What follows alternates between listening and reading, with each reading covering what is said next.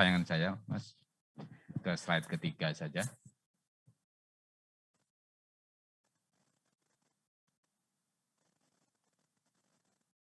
Rekan-rekan media, bahwa perlu saya sampaikan bahwa untuk tahapan pengadaan P3K, secara umum ada 6 tahap, dimulai dari perencanaan kebutuhan, termasuk di dalamnya penetapan formasi oleh Kementerian PAN-RB, kemudian pengumuman lowongan, pelamaran oleh calon peserta, kemudian seleksi administrasi. Seleksi ada dua tahap, seleksi administrasi dan seleksi kompetensi. Kemudian tahap kelima adalah pengumuman hasil seleksi, dan tahap terakhir adalah pengangkatan. Posisi saat ini adalah sudah dilakukan, atau paling tidak hasil seleksi kompetensinya sudah dikeluarkan oleh Panselnas ataupun oleh BKN dan sudah diserahkan kepada instansi untuk beberapa instansi yang melakukan rekonsiliasi data hasil seleksi tahap pertama. Kalau tidak salah tadi ada 160-an instansi. Dan itu kemudian tidak harus menunggu rombongan instansi tahap kedua untuk dilakukan pengumuman dan juga pengangkatan P3K. Jadi posisi saat ini adalah pada posisi pengumuman dan lanjutnya nanti pengangkatan menjadi P3K. Lanjut. Review saja bahwa untuk formasi P3K CF non-guru ada 26.071 formasi. Terdiri dari 203 jabatan dan 245 instansi yang melakukan penerimaan P3K non-guru, di mana instansi pusat ada 10 instansi dan daerah ada 235 instansi, di mana 13 diantaranya adalah pemerintah provinsi. Lanjut. Jadwal terbaru sesuai dengan surat edaran Kepala BKN bahwa untuk jadwal penerimaan P3K non-guru untuk yang tahap 1 sekarang ini pada posisi adalah masa jawab sanggah atau masa sanggah 31 Oktober sampai 2 November 2021. Kemudian dilanjutkan nanti ada pengumuman pasca sanggah, kemudian setelah itu selesai, diharapkan mulai tanggal 13 November sampai dengan akhir November, itu penyampaian kelengkapan dokumen oleh peserta yang dinyatakan lulus kepada instansi. Kemudian tanggal 1 sampai 31 Desember merupakan rentang waktu instansi untuk mengusulkan penetapan nomor induk P3K ke BKN. Kemudian bagaimana prosesnya? Lanjut, Mas. Bagaimana proses penetapan nomor induk P3K sesuai dengan PP 49 tahun 2018, bahwa setelah dilakukan seleksi, PPK mengumumkan pelamar yang dinyatakan lulus seleksi berdasarkan hasil pengolahan yang dilakukan oleh BKN. Kemudian pelamar yang dinyatakan lulus diangkat sebagai calon P3K dengan keputusan pejabat pembina kepegawaian. Jadi tahap pertama adalah pengumuman kelulusan, kemudian penetapan sebagai calon P3K dengan keputusan pejabat pembina kepegawaian, kemudian keputusan pengangkatan sebagai calon P3K itu disertai dengan dokumen pendukung, disampaikan oleh instansi ke BKN untuk diterbitkan persetujuan teknis dan penetapan nomor induk P3K. Nah, BKN punya waktu 25 hari untuk menerbitkan nomor induk P3K sejak usul disampaikan oleh instansi. Kemudian setelah terbit nomor induk P3K, ditindaklanjuti oleh instansi dengan penandatanganan perjanjian kerja antara P3, calon P3K dengan instansi, dan ini tidak harus dengan PPK-nya, itu bisa didelegasikan. Kemudian instansi menerbitkan surat keputusan pengangkatan P3K. Dan selanjutnya P3K menerbitkan instansi menerbitkan surat pernyataan melaksanakan tugas.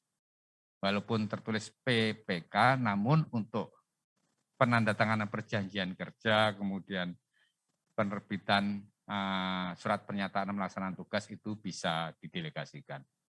Lanjut.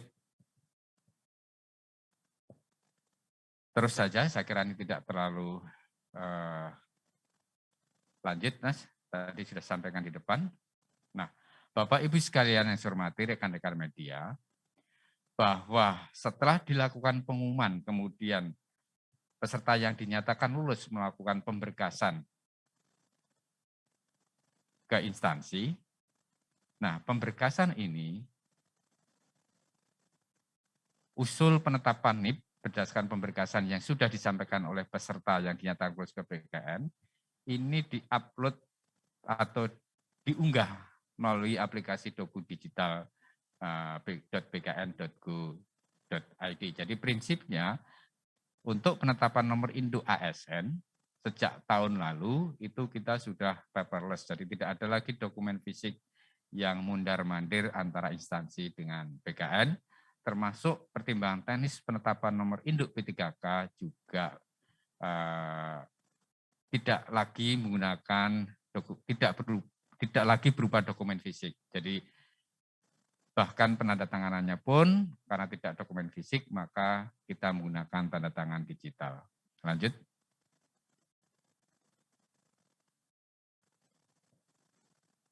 Sebelum instansi mengirimkan usul penetapan nomor induk P3K ke PKN, dan karena usul tersebut harus dilengkapi dengan dokumen-dokumen pendukung, di mana kelengkapan dokumen ini ada dua pihak yang melengkapi. Yang pertama dari calon peserta yang dinyatakan lulus atau peserta yang dinyatakan lulus, ada beberapa dokumen yang harus disiapkan, terutama adalah daftar riwayat hidup dan kelengkapan dokumen lain. Dan peserta yang dinyatakan lulus mengunggah dokumen tersebut secara elektronik ke portal sscn.bkn.go.id.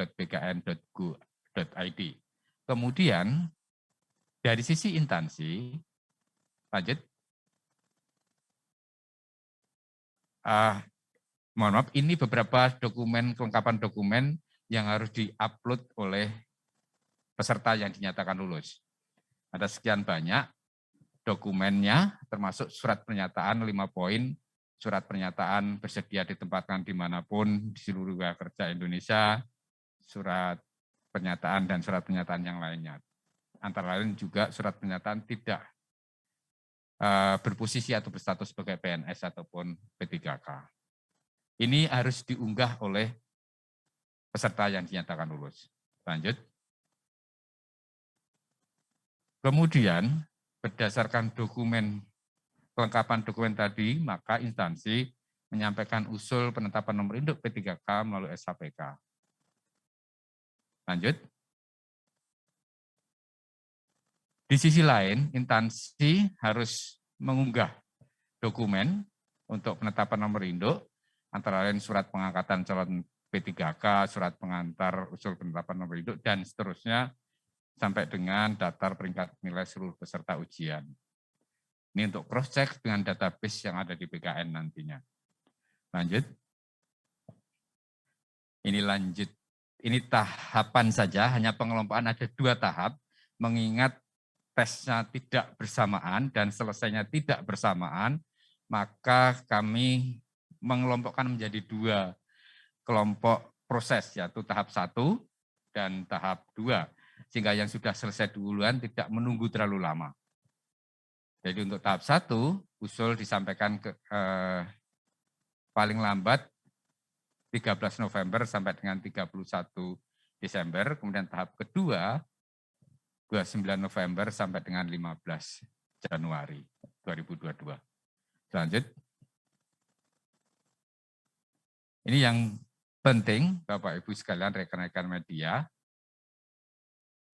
Penentuan mulai berlakunya pengangkatan sebagai P3K tahun 2021 ditetapkan terhitung mulai tanggal 1 bulan berikutnya dari tanggal penyampaian usul penetapan nomor induk P3K kepada Kepala BKN atau kepada Kepala Kantor Regional BKN. Nah, ini penting sehingga kita tidak ada lagi tawar-menawar mengenai TMT. Jadi TMT-nya pasti. Kalau usul masuk di bulan Januari ke BKN, maka TMT-nya tanggal 1 atau awal bulan. Kalau tanggal 1-nya tanggal merah, tanggal 1 bulan berikutnya, yaitu di bulan Februari. Kalau usul masuk di bulan Desember, maka TMT-nya di tanggal 1 bulan Januari. Nah, berkenaan dengan ini, kami mohon bagi instansi untuk menyampaikan usul jangan di tanggal-tanggal akhir bulan. Itu merepotkan kami untuk memproses dan menetapkan nomor induknya. Lanjut. Saya kira ini hanya SOP di BKN, ada batas waktu 25 hari bagi BKN untuk menerbitkan nomor induk P3K. Lanjut. Kemudian, instansi punya waktu 30 hari kerja setelah menerima penetapan nomor induk P3K lanjutinya berupa penandatanganan perjanjian kerja antara P3K dan instansi dan penerbitan keputusan pengangkatan sebagai P3K. Karena di awal tadi SK-nya baru SK calon P3K, setelah mendapat nomor induk baru ditetapkan SK pengangkatan sebagai P3K. Lanjut. Ini alur proses, saya kira tidak perlu saya jelaskan satu persatu.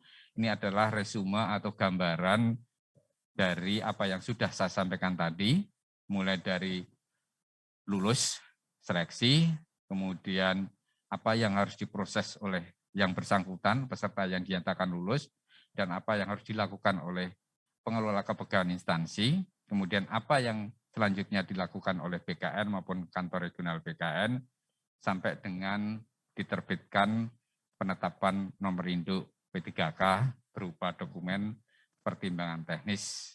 Dan seluruh proses ini kita lakukan dalam satu sistem, yaitu SAPK dan beberapa sistem pendukung lainnya. Saya kira ini beberapa hal yang dapat saya sampaikan untuk proses persiapan penetapan nomor induk P3K, khususnya P3K jabatan fungsional non-guru. Terima kasih. Wassalamualaikum warahmatullahi wabarakatuh. Om Santi Santi Om, Salam, dan salam sehat bagi kita semua.